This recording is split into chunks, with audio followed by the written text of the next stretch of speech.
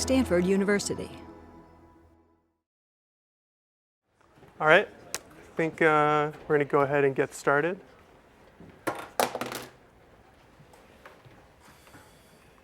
Welcome to Music Appreciation 243. If you're not here for Music Appreciation 243, then you're in the wrong place.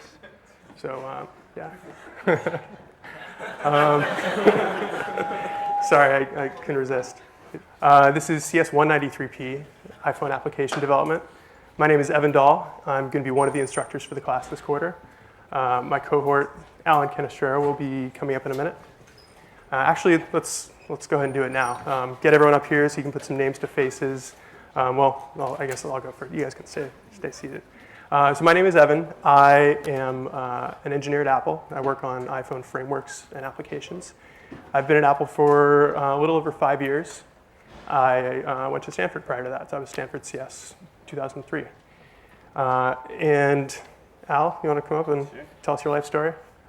Life story, okay. So my name is Alan Canestraro. I'm a 2000 graduate from University of Waterloo, computer engineering. I've been at Apple since then, so 9 years.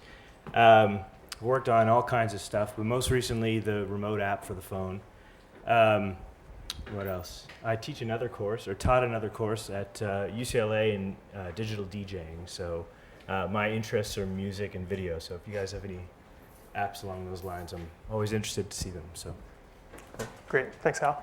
Our two TAs for the course this quarter are going to be Troy Brandt and Paul Salzman. Troy was one of our TAs last time around, and I'm sure he's got some sort of song and dance for us. No song and dance, actually, but yeah, I'm a second-year master's student in the computer science program, and TA'd the course last fall, had a great time. Decided to come back and do it again. Sure, why not? Sweet. I'm Paul. I took the course last autumn when they first offered it. I'm a first-year master's student here at Stanford, and And your interests include? Rick Astley mostly. And finally, we have another sort of behind-the-scenes helper with the course this time around. Paul Marcos. He and I taught the inaugural version of 193P in the fall. And Paul is going to be, well, I'll let him tell his story. So I'm Paul Marcos. I recognize a couple of the faces from the fall quarter. So a little bit of background about me. I've been at Apple for just earlier this week, 15 years. So I'm kind of the grandfather of the crowd up here. My role this quarter is not going to be lecturing. I lectured with Evan in the fall. I'm going to be kind of doing more of the administrative side, helping out the TAs with some stuff, probably helping out with grading, answering questions. So you won't see me here in lecture very much, but I will be responding on the class mailing list. And I think that's about it. So if you send an email to the 193P list and you get a response from some guy who you've never seen at lecture before, except for today, it's probably Paul helping out behind the scenes. So he's going to be providing some invaluable expertise for us on that front. Quick, just sort of get the lay of the land, figure out who's here, what you guys have experience with. Can I just get a show of hands if you're familiar with object-oriented programming in any form? Looks like just about everyone. Okay, that's impressive. How many of you have developed software with Mac OS X before? Using any sort of development tools, whether it's Xcode or Eclipse or who knows what else, GCC? Okay, fair number. And finally, how many of you have actually tried writing apps for the iPhone? Guessing probably more than in the fall. Yeah, fair number, maybe 10%. Great, so it seems like everyone's sort of coming in here with the necessary background and experience. Just to give a quick sort of, we're going to do a lot of logistical, here's what's going on in the course type stuff this lecture. Lectures, obviously if you're here, you're aware of this aspect of it, 320-105 in the Braun Geology Corner here at Stanford. Mondays and Wednesdays, 3:15 to 4:30. We're going to have an optional section on Fridays. It's not going to be on every Friday, so keep an eye on lecture slides and the course website for announcements about that. We're going to be reserving that for sort of interesting topics that don't exactly fit within the structure of our lectures. So there's going to be some guest speakers, some folks coming from different companies who've developed iPhone apps or just have an interesting story to tell. Also just some additional topics which don't really fit into the sort of the path that we're taking through iPhone development through the bulk of the course, but you may find interesting. The first one is going to be next Friday on the 10th. Paul Marcos actually is going to be running it, and he's going to be giving you sort of a crash course, boot camp, everything you need to know about debugging iPhone applications. So one thing that we got a lot of questions about last time around from people was, my application crashed, what do I do? Or I'm getting this weird error and I don't know what's going on. How do I use the tools provided with the iPhone SDK to solve this problem? It's a pretty valuable thing to know, especially using the debugger and figuring out what your program is doing during its execution. So I really encourage you, especially if you're new to the platform or if you're new to iPhone development, come and check that out, and it'll save you a lot of grief down the road. And finally, as far as office hours go, Troy and Paul Salzman are each going to be holding office hours. I think it's still kind of TBD. It might be happening after class or before class, but we'll throw something up on the website about that so you can get questions answered. Unfortunately, Al and I, in addition to teaching this class, we are full-time employees at Apple, so it's kind of tough for us to get back up here a third time during the week to do office hours. But we'll be available on the mailing lists, and Troy and Paul Salzman will have some on-campus office hours. Real quickly, requirements, just sort of to get it out there so you know what's going on. The only real prerequisite that we have for this course is CS 106B/X, so you should be familiar with, I guess it's not in C anymore, but you should have some basic level of programming experience.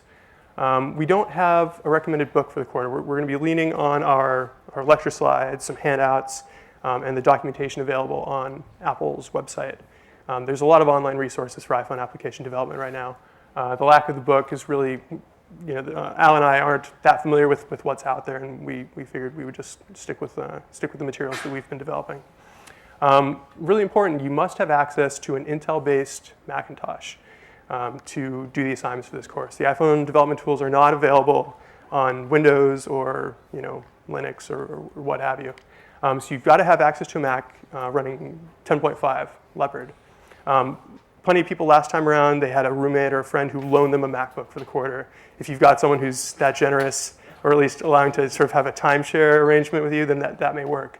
But if you straight up don't have a Mac, don't have any access to one, then you're going to have problems. One important note there is that the cluster computers are currently not available for iPhone development because you can't install the iPhone SDK on the cluster computers.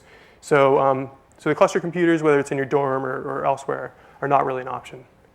Finally, in terms of having an iPhone or an iPod Touch, we don't require that for this course. All the assignments that we're going to be doing, that we're going to be requiring you to do, can be done using the simulator, which is another part of iPhone app development, which we're going to talk about. So you're going to be fine if you don't have an iPhone. If you do have one, great. You're going to be able to do development on your iPhone or iPod Touch as well. We are looking into, it's not fully nailed down, but we're looking into having some loaner iPod Touches available for those of you who want to do on-device development to try that out. We're not going to be showering you with free hardware yeah, it would be nice, but we're not able to do it this time around. So that's going to be sort of the situation in terms of developing for an actual device. Enrollment. So obviously we've got a lot of people here. I think this lecture room seats 100, 105. The basic deal is, obviously the response has been phenomenal, just like in the fall. We've got a lot of people who want to take the course. In terms of the resources that we have for grading and just dealing with questions from students, we have the resources to take about 60 students. And the way we've broken that down is 40 slots for students taking it for a grade and 20 PNC. So right now, if you're signed up on Access, that's great. It doesn't mean you've got a spot locked down in the course for a grade or for credit. So in order to figure out who gets to enroll in the course and who doesn't, we've got a survey. Many of you have already filled out. There's a link from the course website, and there's the URL is here as well. So please, if you want to take the class for credit and you're a Stanford student, fill it out. It'll have a field for your SUID and all that sort of stuff. And you need to fill it out by noon tomorrow. If you don't have it filled out by noon tomorrow, you're not going to be eligible for enrollment. So when you get done with class, go back to your dorm, just get it done, fill it out, because we're not going to make any room for people who fill it out late.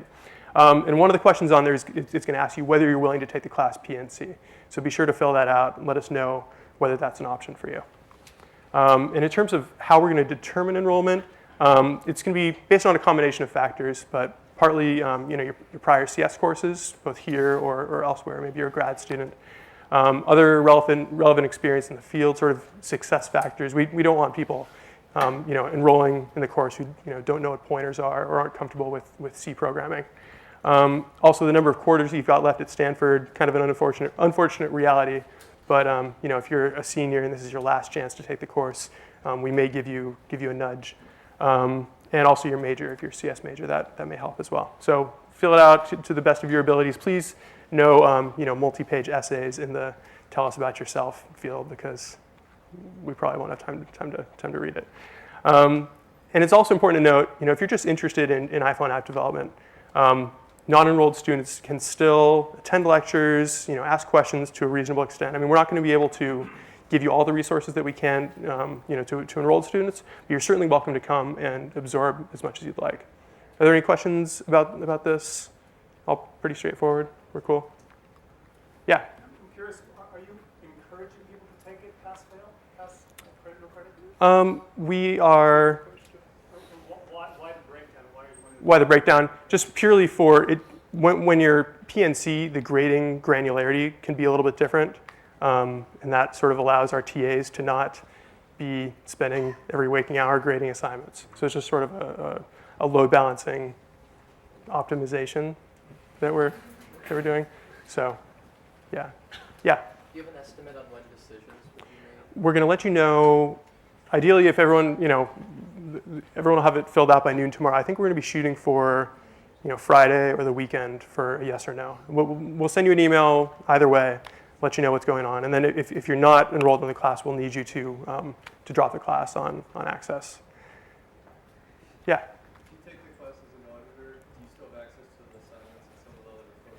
Yeah, absolutely. All of our assignments, lecture slides, any other materials, sample code that we're going to be demoing in class, that's all going to be on the course website. So, obviously you can come up, and if there isn't a line of 20 people waiting to ask questions, you can ask questions after class as well.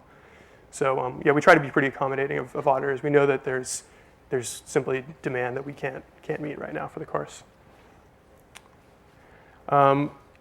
Stanford has joined the iPhone Developer University program. Basically what this means is that for on-device iPhone app development, normally you've got to enroll in this program, pay $99, and sort of get set up for actually developing on hardware yourself. Through this program, you can do that without having to shell out any cash or jump through too many hoops. At least there'll be less hoops. So we're still feeling that whole thing out. So you're going to be able to do that through the end of the quarter, and we'll need you to give us an @stanford.edu or at whatever.stanford.edu email address for enrollment there. You're going to need to click through a student agreement, which just basically says, what does that student agreement say? That you're a member of this, you are an enrolled student. You're in the class. Just sort of, we're not asking you to sign your life away or anything. Also, if you already are a member of the iPhone developer program, you've already signed up. This is purely optional. It's only if you wanted to develop on hardware and you don't want to sign up as an individual. Yeah, question. For auditors, is that something that they would have to decide? So the question was, how do auditors fit into the picture here? We're still not entirely sure. The enrollment, or the number of students that you can include in the Developer University program is 200, which ought to be plenty adequate for our auditors. We're just kind of making sure there aren't any other gotchas on that front, but we should have an answer to that pretty soon. Any other questions about the university program? So this is something that we didn't really have last quarter. We sort of had to ad hoc figure out how to develop on actual devices. So this is going to streamline things a bit. Yeah, one more question. What is on-device development? Sorry, the question was, what is on-device development? So when you're making an iPhone app, oftentimes you'll just be using the iPhone simulator, which is a program that runs on your Mac and allows you to sort of see what your iPhone application looks like as you're running it, as you're debugging it. It's sort of the quickest way to try building an iPhone application. In addition to that, because you really need to see what your application runs like on real hardware, You can twiddle the settings in Xcode, which is the IDE, and actually send your built application to an iPhone that's connected to your computer and run it and test it on there. So, there's sort of two phases of your app development. Oftentimes when you're just quickly iterating, the simulator maybe makes more sense, but then when you want to, debug performance issues, make sure that it actually works in the real world, there is no substitute for trying it out on the device. There are also features of the iPhone and iPod Touch, such as the accelerometer, which maybe are available to some degree on the simulator, but you really want to try it out on the phone to get it there. If you want to do an application where you shake the device or something, you can't really shake the simulator. Make sense? Yeah, perhaps we could build something in where you could shake the computer, but that's lower down the priority list. One more question. If you get accepted, does that obligate us to take the class? If you get accepted, so basically, the Developer University program is something that you have the option to join if you're an enrolled student or possibly an auditor. I meant for this class. Uh-huh. If we get accepted, Uh-huh. say as pass or no credit, Uh-huh. can we drop and take another quarter, or are we obligated to take it? So the question was, are you obligated to take the course if you get accepted? No, I don't think so. I mean, if you drop it, we'll give your spot to someone else. But yeah. So yeah, you're not handcuffed to us for the duration or anything. One other topic which bears mentioning today is a couple weeks ago there was an announcement about the iPhone OS 3.0, which is in sort of a pre-release phase right now. Developers have access to it, but it's not available to the public. So if you go out, plug your iPhone into iTunes, it's not going to say, do you want to install iPhone OS 3.0? We're not going to be covering iPhone OS 3.0 in this course this time around. It's covered by an NDA. It's not really suitable for discussion in a public forum. However, all the stuff in 3.0, it's really a superset of iPhone OS 2.0. It's not like we changed everything around and now it's in, you're writing iPhone apps in Lisp instead of Objective-C. Everything that we're going to be covering in this course is entirely valid, applicable, useful with iPhone OS 3.0. There's just been some new things, new features, additions to the APIs. So just get it out there. We're not going to be talking about 3.0. If someone asks a question about 3.0, I'm going to pretend that I didn't hear you. So that's kind of the state of things with iPhone OS 3.0. One final topic of note is that we're not going to be just including the enrolled students and auditors here in the classroom this time around, but actually the course is going to be on iTunes U. So anyone out there who has an internet connection and a pulse can go to iTunes and download our lectures and our lecture slides for free, right? For free? For free. So this is kind of a big deal. It's an experiment. We're sort of trying it out for the first time, with this course because there's been a tremendous demand for access to the lecture videos in the previous times we've taught the course. So hopefully it all works out and we can expand our audience even more. So if you're an enrolled student, the impact that this has on you is that we are going to be videotaping the course. So there's a possibility that the back of your head may be included in some video up on iTunes. If you ask a question, we actually do not have the audience mic'd. So your voice probably won't really be on the recording, but it's possible. Who knows? Also, if people ask questions and I forget to repeat the questions, you can kind of throw things at me and I'll remember to repeat the questions for our audience on iTunes U. And really the most salient feature is that this is not a substitute for attending classes. It's not like SCPD where you're going to have the lecture online within hours of the course ending. We're shooting for a couple of day turnaround time on the lectures.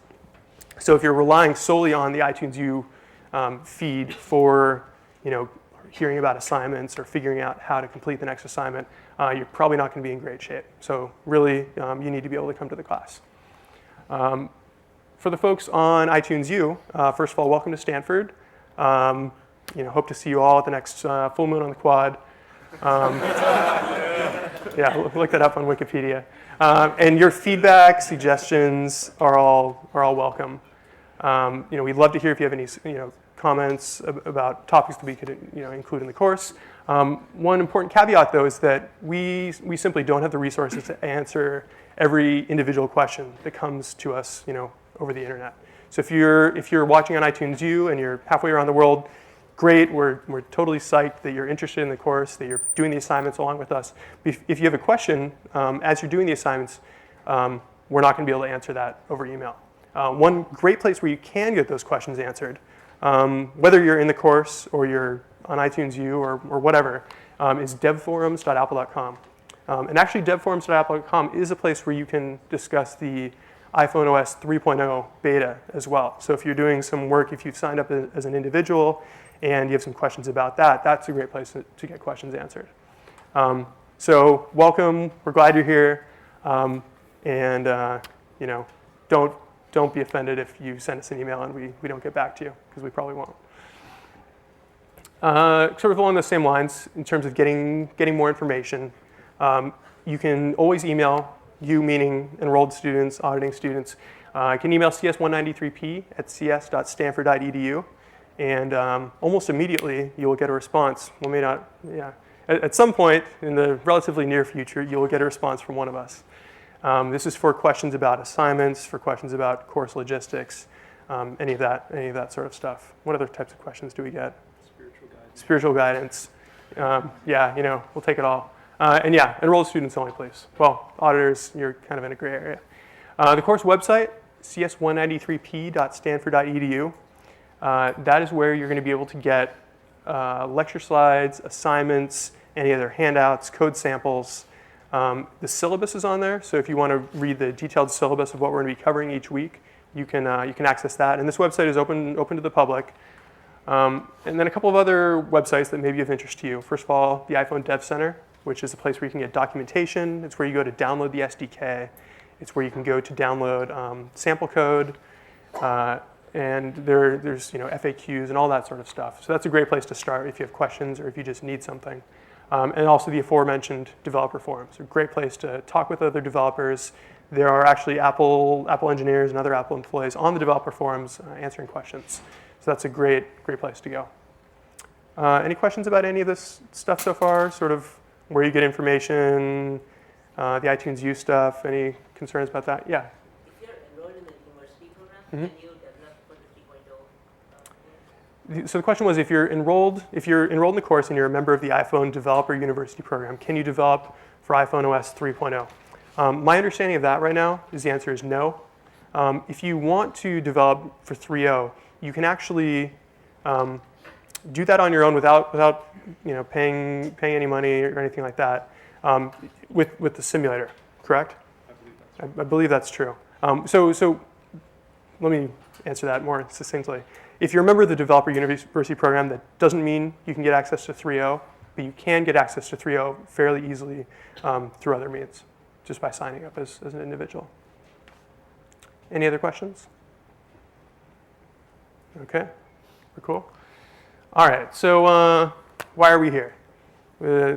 Leaving aside these sort of existential aspects of that question, we're going to keep it kind of focused today. We're here because we want to make applications for the iPhone and the iPod Touch.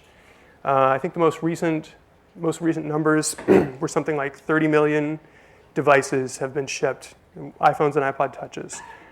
So there are 30 million iPhones and iPod Touches out there where people are downloading apps on the App Store. They're interested in iPhone apps.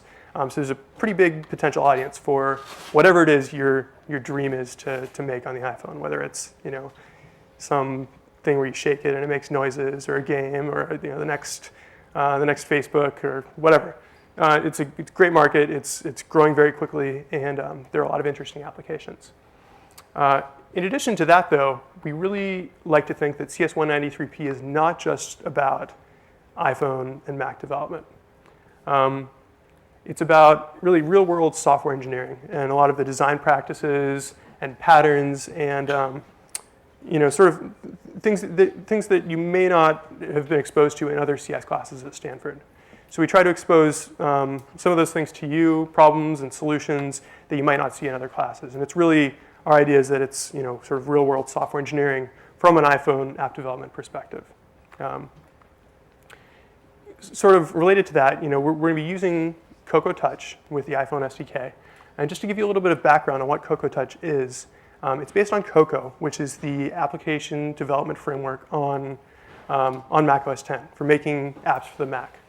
It's been around for a surprisingly long time. Paul, give me ballpark here, like 20 some odd years in various forms, first on Next Step, and now on the Mac, and now on the iPhone. So it's been around for a while. It's polished. It's got almost all the things that you would expect in an iPhone or in an application development framework. And the idea is that it's sort of, when you're building an app and you want to go from idea to prototype, it starts you out from the 20th floor of the building rather than from the basement. So it gives you a big head start. A lot of the primitives, a lot of the really basic things that you might need to roll your own in other frameworks are there for you. It's designed to be really, you can get up and running very quickly with an application. And we like to think that it shows real-world implementations of object-oriented design patterns. I don't know how many of you are familiar with the idea of design patterns, whether it's with a capital D and P or not. But things like chain of responsibility, delegation, a lot of these sort of patterns which have been found to be very useful in object-oriented programming are sort of represented in the Cocoa frameworks.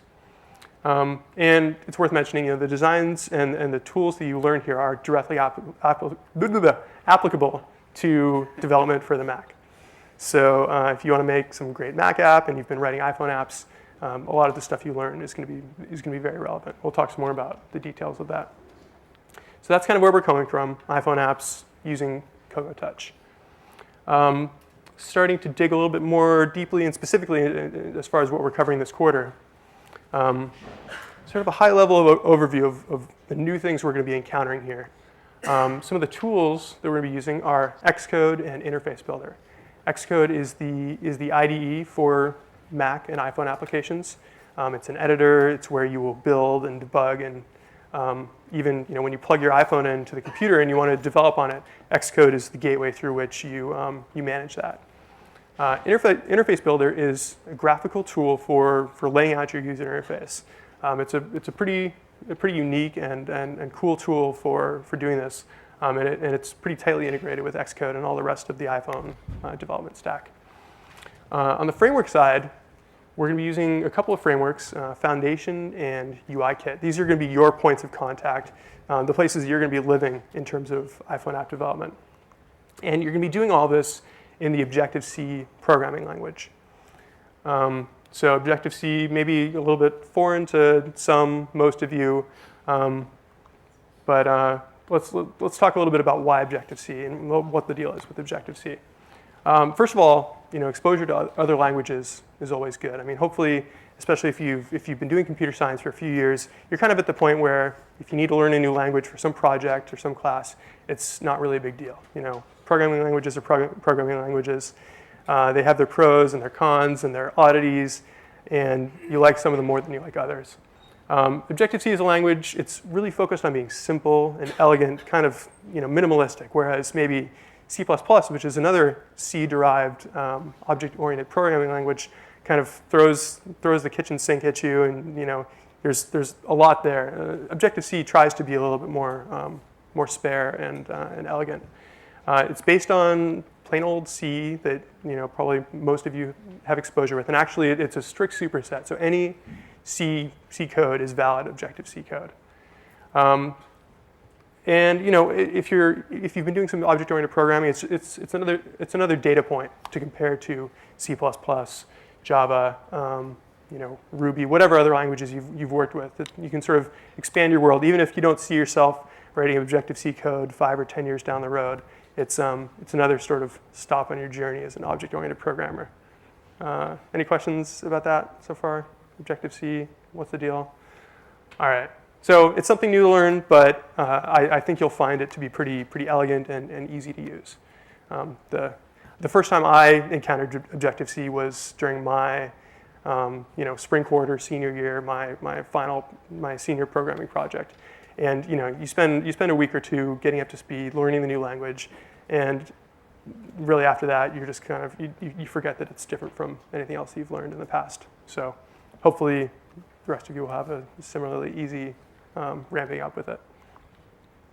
Let's talk specifically about the apps that you're going to be building during the course of this class. We've got a couple of, starting at the very beginning, hello world type applications. Well, actually, it's going to be called Hello Stanford, just for learning the tools, making sure that you've got the SDK installed correctly, sort of basic getting up and running and familiarizing yourself with the language, with the runtime, and with the frameworks. We're then going to spend a couple of weeks writing an application called Hello Poly, which is going to be sort of it's going to introduce you to writing a GUI app using the iPhone frameworks. And then we're going to spend a good chunk of the middle of the course building a project. It's a multi-week type thing. I'll talk about that in a second. And then finally, at the end of the course, the last 3 weeks, you're going to be working on a final project of your own choosing. As far as the grading on the assignments, is going to be pretty similar to what you've seen in other CS classes at Stanford. The grading is going to be pretty simple. We're going to throw you into a bucket, either check, which means you did a great job on the assignment, you fulfilled all the requirements. Check plus, which means you went totally above and beyond. You did extra credit. You really just turned in a true gem of an assignment. Check minus means that you maybe missed something, and there's things to work on. Are most people familiar with the check plus, check minus grading system? Could I get a show of hands if you've seen it before? Most people, okay. The late policy, again, kind of standard in Stanford CS. You've got 3 late days. These are 24-hour periods to be used at your discretion. So if you choose to use a late day, you actually don't even really need to. You don't need to ask permission. You can just use it and note it in your submission notes for the assignment. You can use them whenever you want. Save them up for the end of the quarter. You cannot use them for the final project. So if you've got some late days to burn and it's the last present assignment, you might as well use it. And I should also mention, so the final project, it's of your choice, and we're going to try to do end of the quarter demos at Apple. We did this last time. We weren't sure how it was going to work because we had 50 students in the course. But it actually worked out pretty well. Everyone came down to Apple with their iPhone apps and showed them off, and a bunch of Apple engineers were checking things out, and it was pretty fun. So hopefully we can make that happen again this time around. So speaking specifically about the very, very first assignment, which is going to be available on the website today, and it's going to be due next Thursday on the 9th. It's sort of intended to get you situated, make sure that you, again, have the SDK downloaded and installed correctly. Getting started with Objective-C. It includes a pretty thorough walkthrough.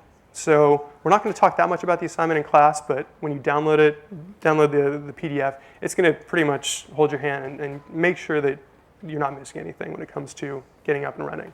And we would really encourage you to try and get started with it before the next lecture. So that if you have questions, you downloaded the iPhone SDK and your computer caught on fire, we can try and get it worked out before, nip it in the bud early in the quarter and make sure that you're on the right track. We're going to continue building on that. We have a couple more assignments, and then we're going to jump into this sort of multi-week, 4-week assignment. It's going to be called Presence, and I like to think of it as really the hello world of iPhone applications, which is a Twitter client, because there are plenty of Twitter clients out there, and the world always needs another one. Are most people here familiar with Twitter? It's been getting a lot of press lately, kind of, sort of. It's a service website. There are various means of accessing Twitter where you can sort of type in what you're doing, what you're thinking, and allow people. It's like reverse stalking. You can inform the world about the fact that you're standing in line waiting to buy something at the grocery store, and whatever just happened. So that's whatever. That's my definition. And each assignment, there's going to be 4 parts of this Twitter application. We're going to build on it gradually, and you really need to make sure that you're staying up to speed, because each assignment is going to build on the previous one. So if you get lost or things are not looking so good on the first assignment, let us know, and we'll make sure that you're on the right track, because otherwise you're going to have 4 check minuses in the spreadsheet next to your name. This is kind of what it's going to look like. It's going to look like a pretty typical iPhone application with lists of data. You can tap on the stuff to show more details. We're going to leave you some latitude in terms of implementing it, and especially in terms of extra credit. If there are features that you want to add, you're going to have room to do that. Just make sure that we know about it, so that when we grade your assignment, we know to look for it, and we don't miss your totally cool, shake to reload feature or something like that. And what we're going to cover during the course of this assignment, we're going to try and connect a lot of topics together into a story about iPhone application development. So you're not just going to be learning topics A, B, C, D, all in isolation. They're going to fit together in this project. So application design patterns, sort of high level. How does an application fit together? What are some ways to architect the data flow and make all the pieces fit together in a maintainable way? View controllers are a pretty central aspect to many iPhone applications. We're going to figure out, learn what they are and how they fit in iPhone apps. Displaying data, table views are really, really common in iPhone applications. Almost every iPhone application has table views someplace because inevitably you've got, a list of hundreds of things, whether it's address book contacts, songs, bookmarks, where it's not going to fit on that 480 by 320 screen. So table views are a great way to show lots of data in a way that's familiar to the user. Dealing with local and remote data is something that's really important because inevitably your users are going to be entering data, they're going to be pulling data down from the cloud, from the internet, whatever, using a lot of different types of services. So we're going to talk about that. Text input, multi-threading, a lot of just really core concepts for iPhone application development. We're going to try and cover them. And if there are topics that you're interested in, that you want to make sure that we cover, let us know, and we can see if we can fit them in. We'd love to hear your feedback. Question, yeah. So for the on-device developing, if we actually test it on our phone, do we get to keep the application on there? So the question was, if you're doing on-device development and you test it on your phone, do you get to keep the application on there through the university program? I mean, the certificate expires after a certain amount of time. I'm not sure what. I think the runtime certificate will expire probably in a year, but at the end of the quarter, you will stop being able to develop right. new apps. So Paul's answer to that was that, and this is, we're a little fuzzy on the details, but we think that you will no longer be able to develop and deploy applications to the phone at the end of the quarter. Any apps that you've got on the device, I think that's good for a year. But we can try to clarify that and make sure. Is that cool? Yeah, one more question. Are we going to cover any OpenGL at all? So right now, OpenGL is not slated for any of the Monday, Wednesday lecture periods. We are planning on covering it in one of the optional Friday sessions. Obviously, if you're planning on doing a final project that's a game, you probably care a lot about OpenGL and how that's going to fit into your app.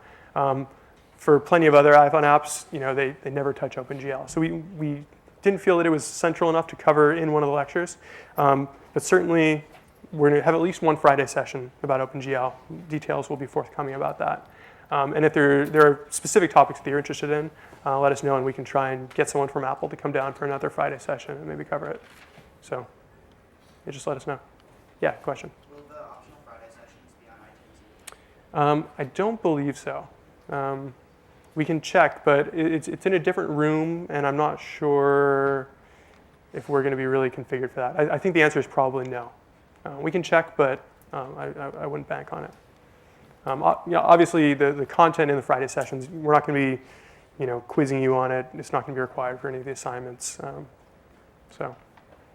Yeah, question? Are you going to be covering any music or audio APIs? We are going to be covering that towards the end of the quarter. It's not going to be, the question was, are we going to be covering any music or audio APIs? That's something we're going to cover. It's not part of any of the presence assignments or any of the earlier assignments, but definitely it's in there at the end of the quarter. And if there's stuff that you're interested in, you can talk to us offline and we can point you in the right direction. There's, again, great sample code up on developer.apple.com that can get you started with audio.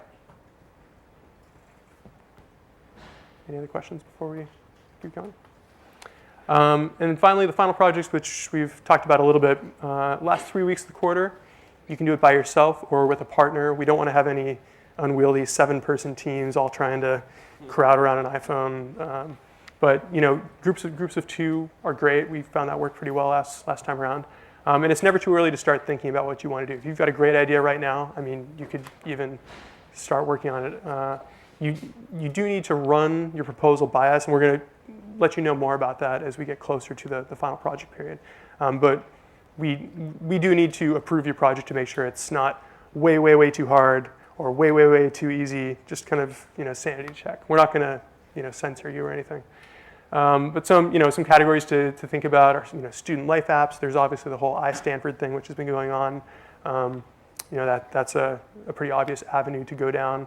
Educational tools, games, social software. You can make use of a lot of the interesting features on the phone, like the location services, or anything else. Really, the world is your oyster. We had a lot of really interesting projects last time that we couldn't have ever, imagined when the class was starting. And most of all, think of something that you or someone you know would like to use. I've always found that that's the best apps, the best projects come out of some need that you're familiar with, and you'll probably enjoy it a lot more as well. At the conclusion of the quarter, one option is to sign up as an individual iPhone developer and get it up on the App Store. A bunch of our students last time around did that. They've actually got a little website, StanfordIPhoneClassApps.com. Maybe they'll share that with you. I don't know what the deal is. But they were able to roll their applications out to the App Store all at the same time. They got some pretty good press about it. I think some of them have now retired to islands in the, I don't know. So this is something, obviously not required for the course, but it's something you can do if you're interested. I thought I saw a hand back there. No? We're good? Yeah, so that's the deal with the final projects. It's a little vague right now, but we'll be giving you some more handouts and some more info as the quarter progresses.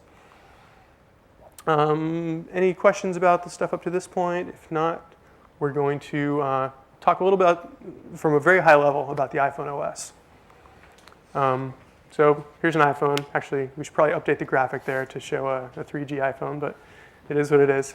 Really, no discussion of the iPhone's operating system and software stack could be complete without talking about the Mac OS.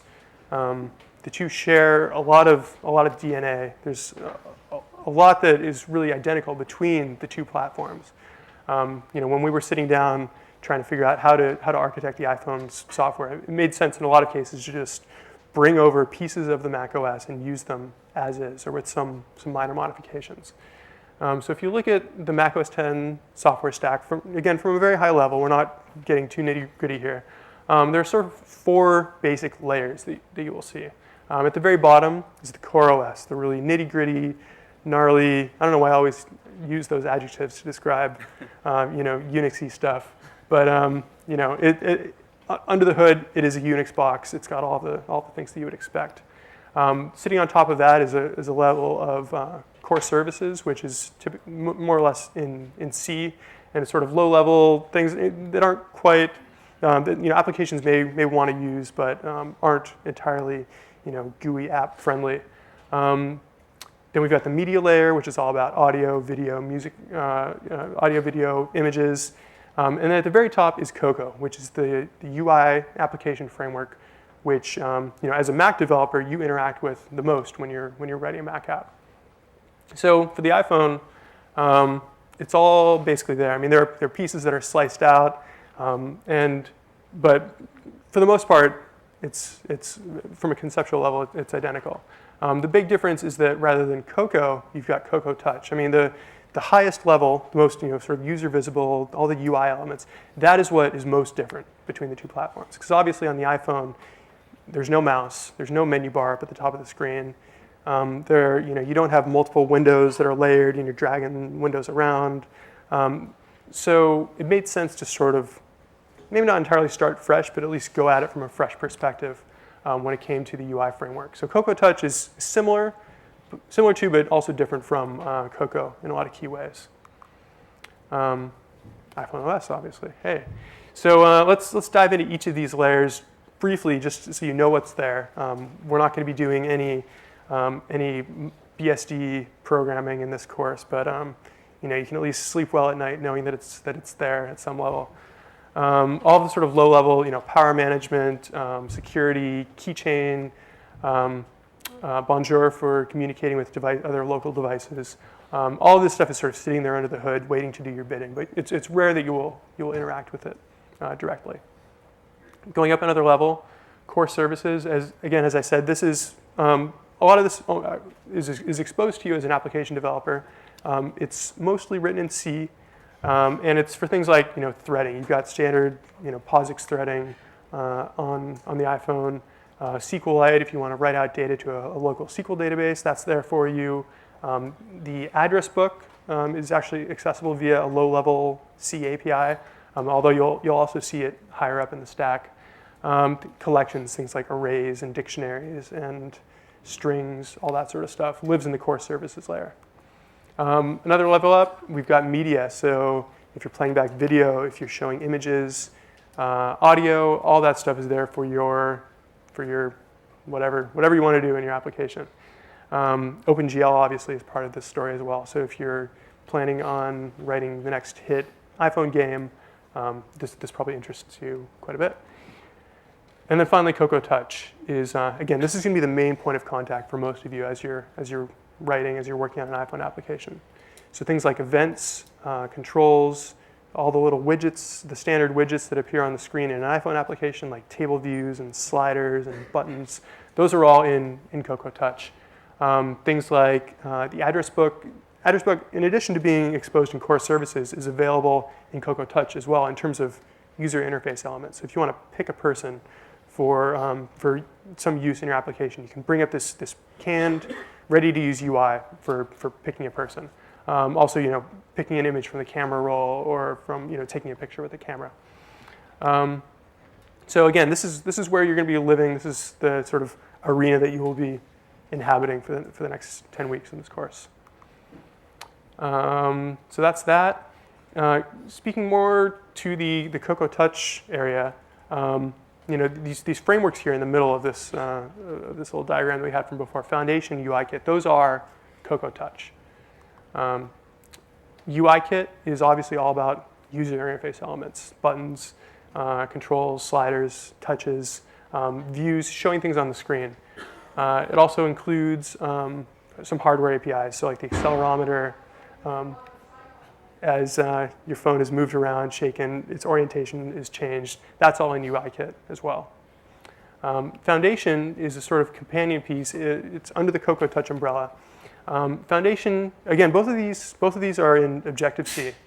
Foundation is a counterpart to some of the pieces down lower level in core services, things like collections, arrays, and strings. But it's exposed via a pretty developer-friendly Objective-C interface.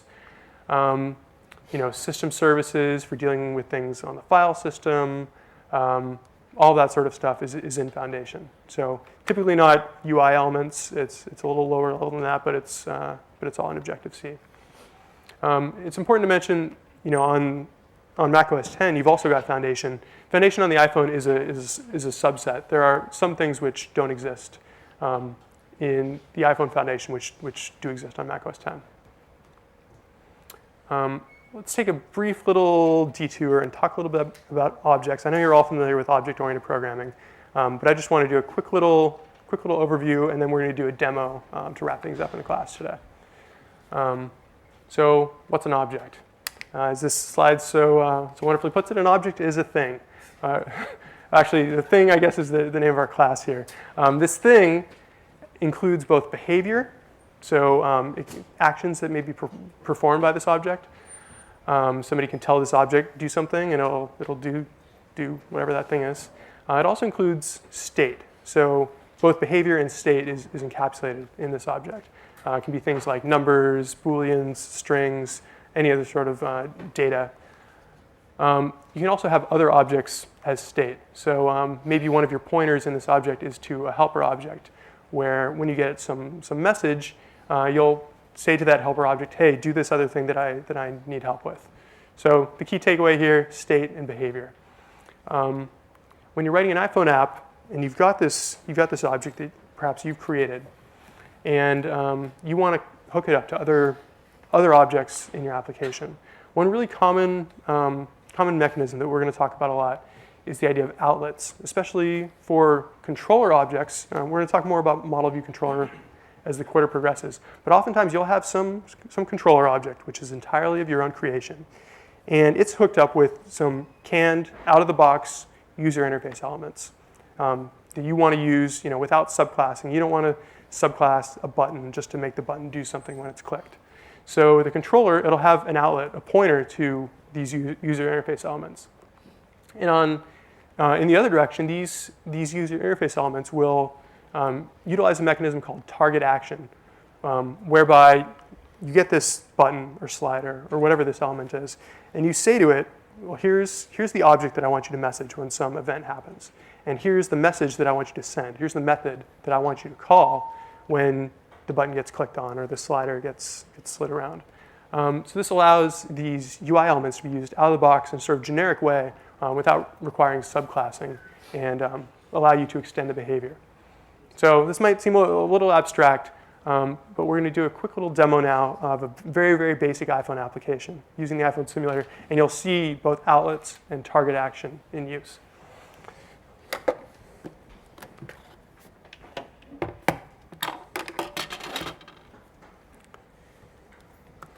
So I'm going to fire up Xcode, which if it's not already installed on your Mac, it'll be installed as part of the iPhone SDK.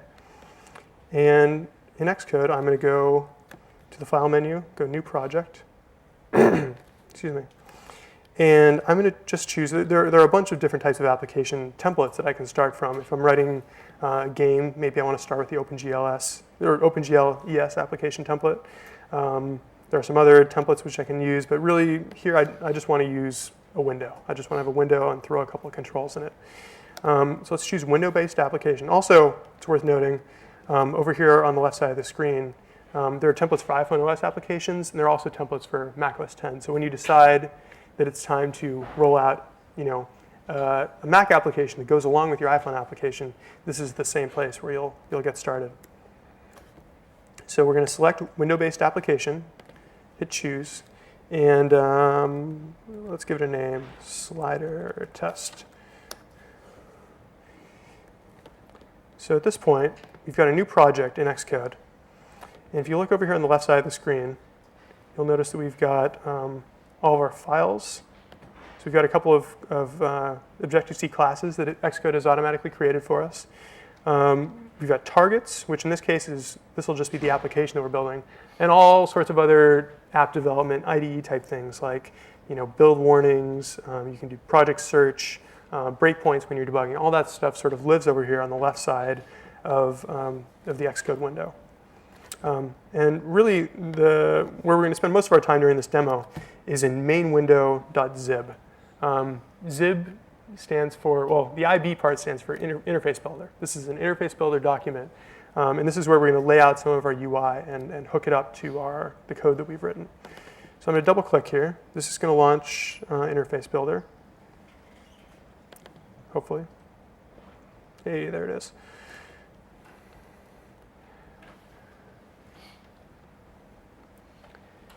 And as you'll see here, we've basically just got an empty window.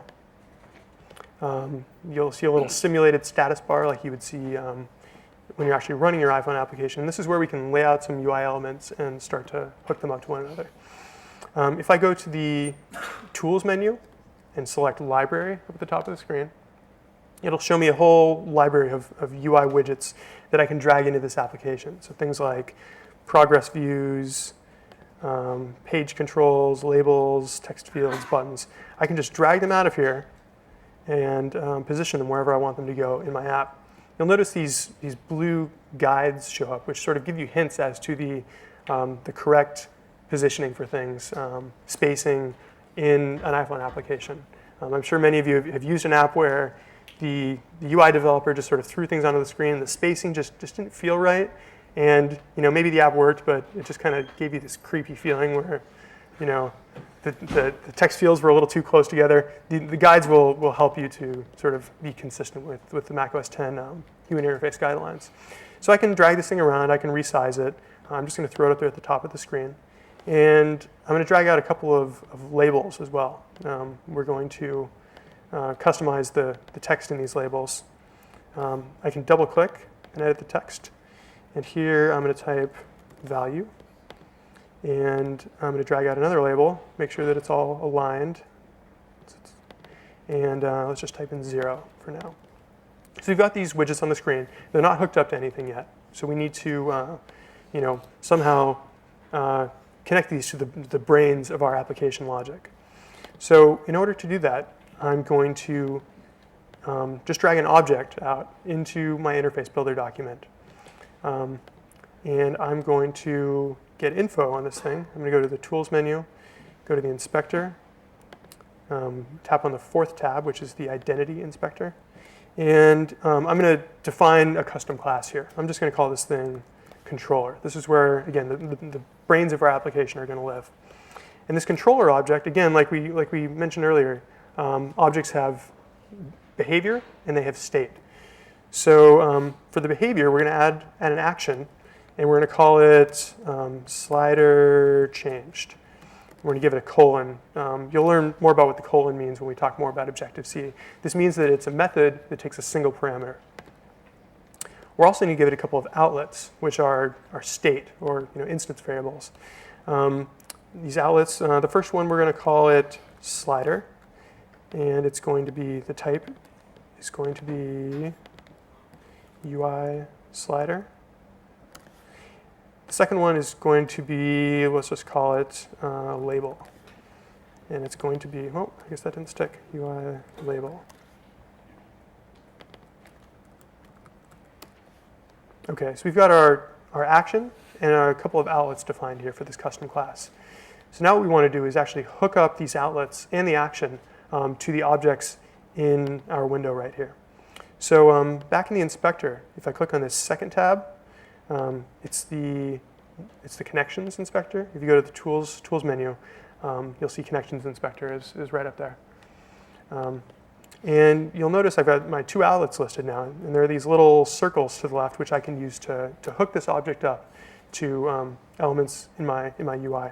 So for the slider, I'm going to click and hold and drag out here, and you'll see it actually highlights when I go over a slider. It does type checking and figures out, well, I shouldn't be able to hook up the slider outlet to this UI label, but I can hook it up to the slider. So I do that, and I hook up the other label, or the other outlet to this label here, because we want to customize its value. So those are both hooked up now. The final thing that we want to do is, whenever this slider's value changes, we want to tell the controller about it. So if I select here, and again in the Connections Inspector, because the inspector always shows the selected object on the screen. So when we've got this guy selected, it'll show me the relevant values for that object. If we've got the slider selected, then I can see things like the minimum and maximum values. Actually, let's make this 0 to 100. And we want to hook up the value changed outlet to the slider changed method on the controller. So whenever the value changes on the slider, it'll tell it'll send that message to our controller. With that done, we've done most of the work that we're going to do in IB. We still need to write a little bit of code. So there's a little shortcut that you can take in Interface Builder. If you've defined an object, a custom object as we have here, I don't know why that didn't stick. Oh man, did I just break that? No. I stuck it on the window. Great. Let's just type those in again. Slider changed. Slider label. How fast can I do this demo and have it still work? Value change. Oh, that's still hooked up. That's kind of cool. Great. Hopefully I didn't break anything there. So now I'm going to select the controller, and I'm going to say write class files. This isn't something you're going to do super often, but it is kind of a handy little demo assistant. This is going to create the Objective-C header and implementation file for this custom class that I've just defined. And it's going to fill in both the outlets and the action method that we defined. So if I write this out, it's going to be called controller. Yes, I want to save. Yes, I want it to be part of my application. So now if we go back here into Xcode, you'll notice there are a couple of new files, controller.h and controller.m. Controller.h is the header. We want the superclass to be NSObject, which is our sort of typical superclass. We've got a couple of instance variables for the label and the slider, and we've got an action method for when the slider changes its value. From here, if I switch over to the implementation, you'll notice there's this method that we've got to fill in. We've got to make it do something. Whenever the slider changes, we want to update the value of that label. Does that make sense? So what I'm going to do here, and take this as a sort of leap of faith, we're going to teach you more all about Objective-C and all the different methods that you might want to call. I'm going to say label dot text equals slider dot value. Actually, we want to create a string. So again, just sort of smile and nod as I'm typing this. You don't know anything about NSString. You're not supposed to. You didn't miss something in lecture where I explained what it was. String with format. And we're going to use a standard C-style format string here. So this is going to take the float value of the slider and format it with one decimal point. So if I save that, and then I can hit Apple B, or I can click on this little hammer up here to build a project. Oh, you know what? I didn't set the... I erased it beforehand. UI slider. OK, we're all good now. Hopefully. So again, we're setting the label's text to the slider's value with a little bit of string format wrapping around it. Now if I build and run here, I can hit Apple R in Xcode. It'll fire up the iPhone simulator. Again, I don't know why the look of that one hasn't been updated to the iPhone 3G. And we crashed. Probably because of that custom class that I set on the window. No? Did I set the controller anyplace else, Paul?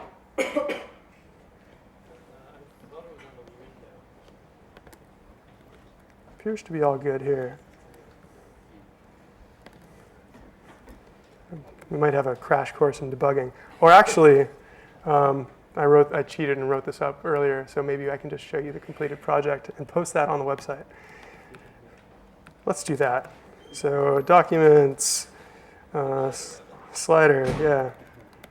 Pretend that never happened. Looks surprisingly similar.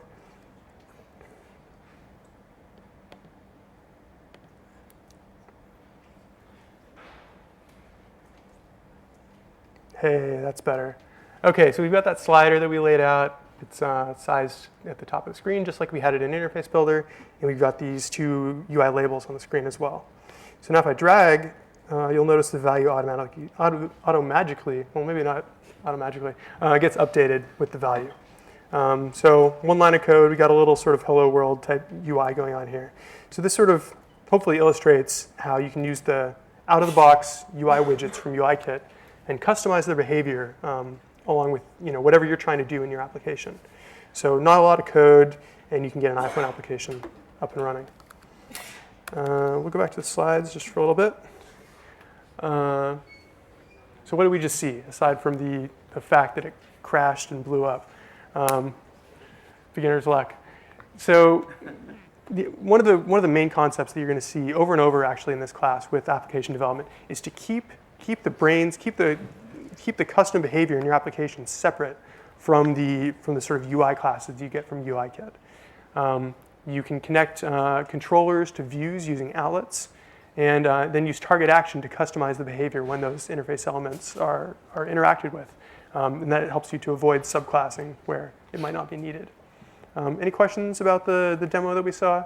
Again, I'm going to throw the code up on the website so you can play around with it. Maybe I'll even put both of them up there, and whoever figures out what I messed up in the first one gets a thumbs up.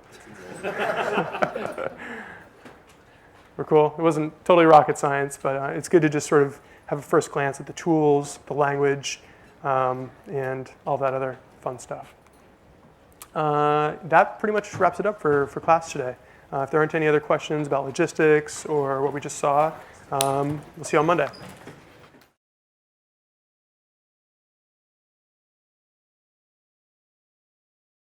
For more, please visit us at stanford.edu.